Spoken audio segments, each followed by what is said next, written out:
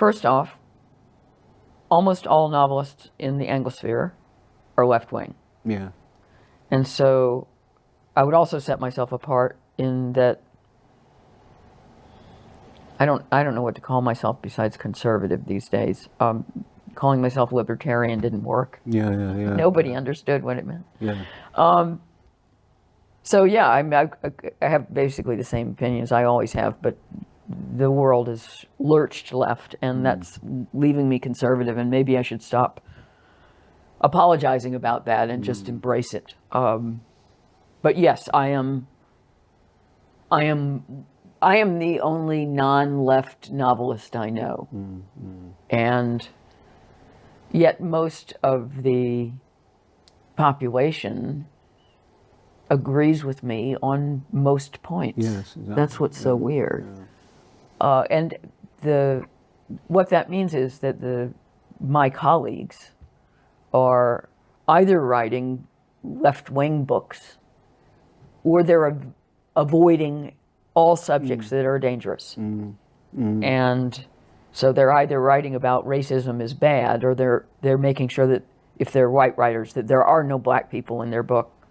Just well, yes, because which is a weird kind of racism. Yes, exactly. But when you last were on, we were talking about the publishing industry and staying in your lane and all of that. I mean, you're talking about 3 or 4 years maybe ago now, but that's, if anything, that's just tightened, hasn't it? It's got worse. You know, and I'm sick to death of being the only one who's willing to trash the idea of cultural appropriation, but it's alive and well. Yeah. And it's often referred to as just a fact, like one of the things that you're flat out not supposed to do. And it's just we all understand that.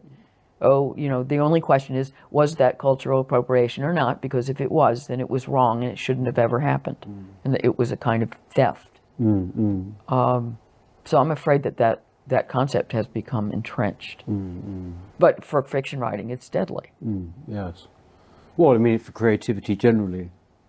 Yes. In fact, all these rules, rules period, are not good for creativity, and except insofar as they challenge people to defy them. Yes. So I'm definitely out to defy the rules. My response to anything I'm told I can't do is to do it.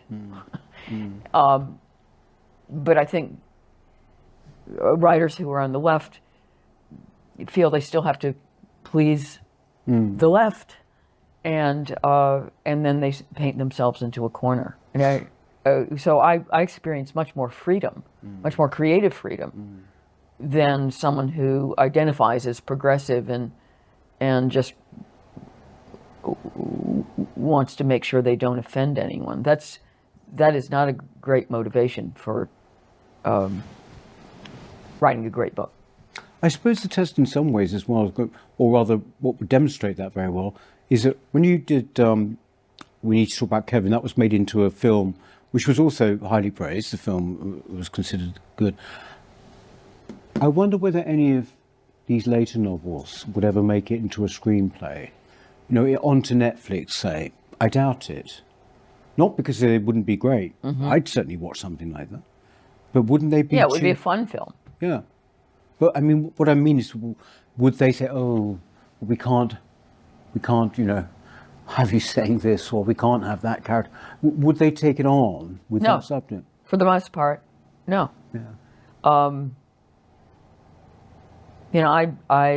I now have a reputation, a bad reputation, for being, a right-wing novelist. Not a right-wing novelist. It's ridiculous.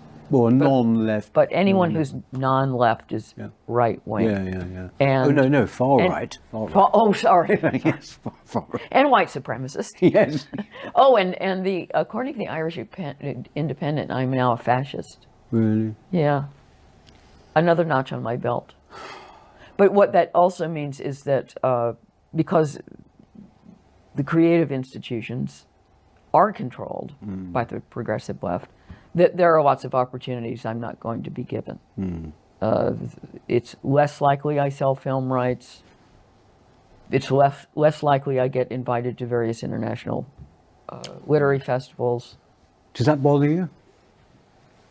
Not keenly. I've been to most of them already. Yeah. Right. There's a certain amount of bother.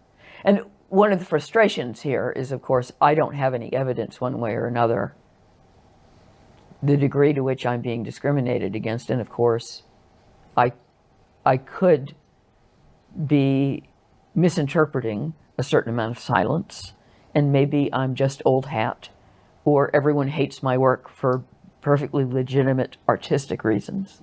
So, you know, It's none of those things. yeah, is it? but I'm aware of the fact there's a self-interest in determining that maybe I'm not getting as many invitations as I used to because I'm political persona non grata. But I have my suspicions. Yeah. You take on some pretty, not just in the novels, but in your columns, in your some of your writing about immigration, for example, is I can't imagine another writer, non-journalist writer, writing that. You know, just talking about how this is just an impossible situation we've got.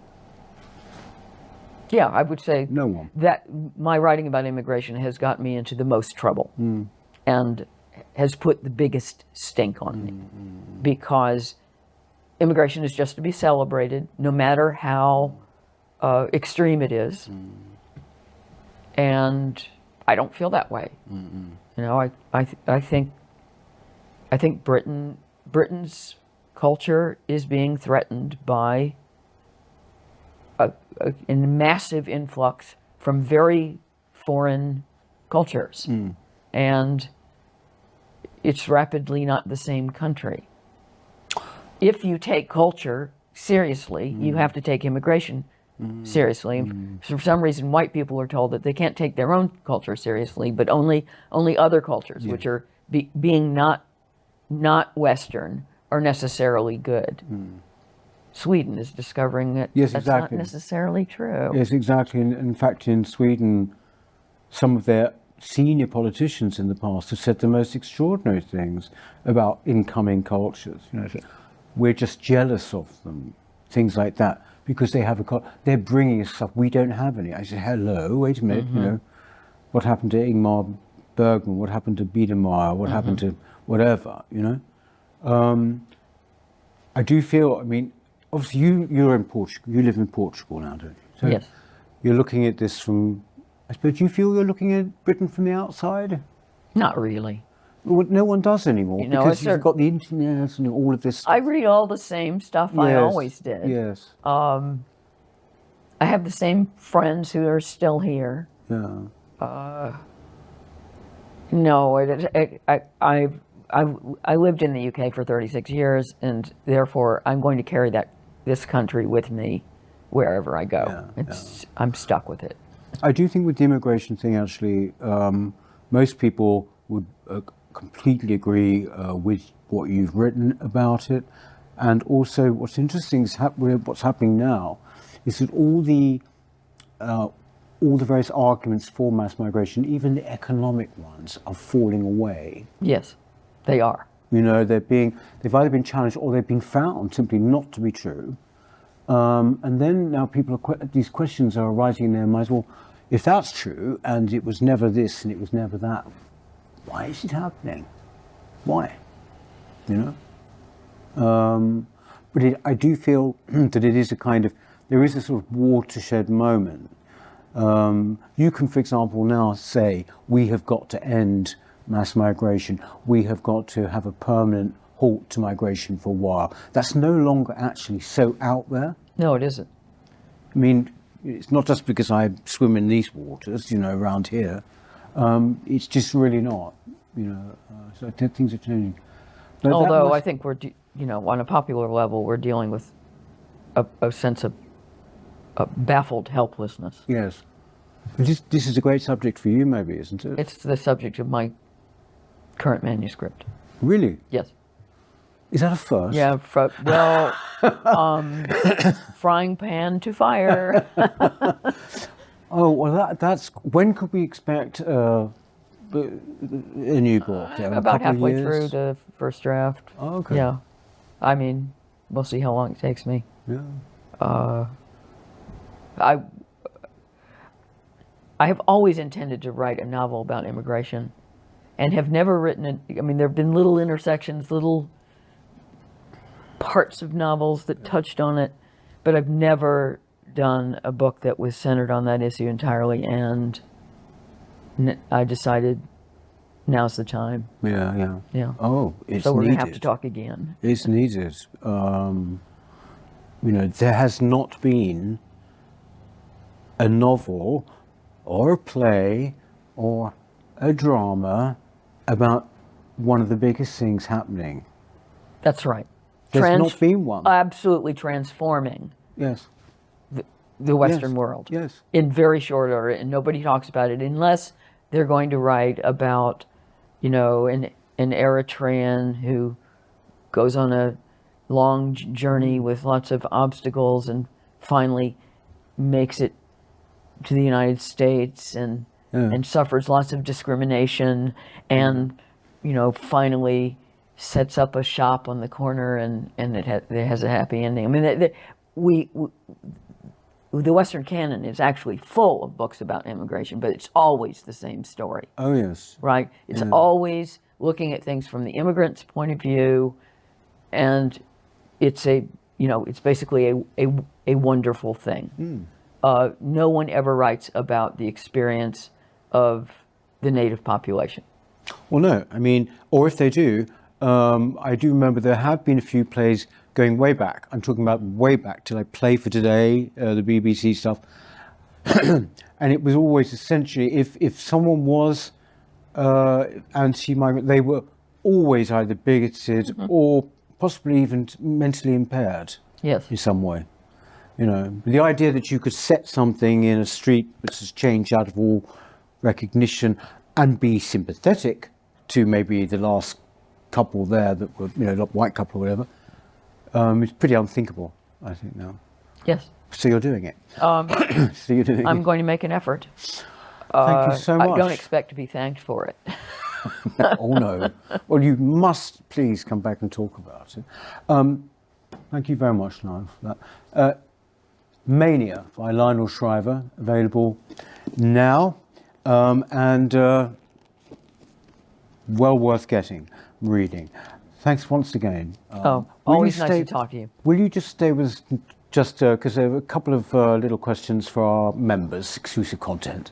But in the meantime, thank you very much.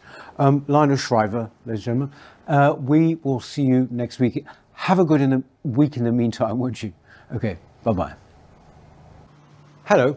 If you're enjoying the New Culture Forum channel and you believe in our mission, may I invite you to join our membership scheme at the link below or on our website, newcultureforum.org.uk. Our work is more important now than ever, and we have great plans ahead for the future, but we can't do it without your support. From as little as £3 per month, you can help ensure that we continue on our mission.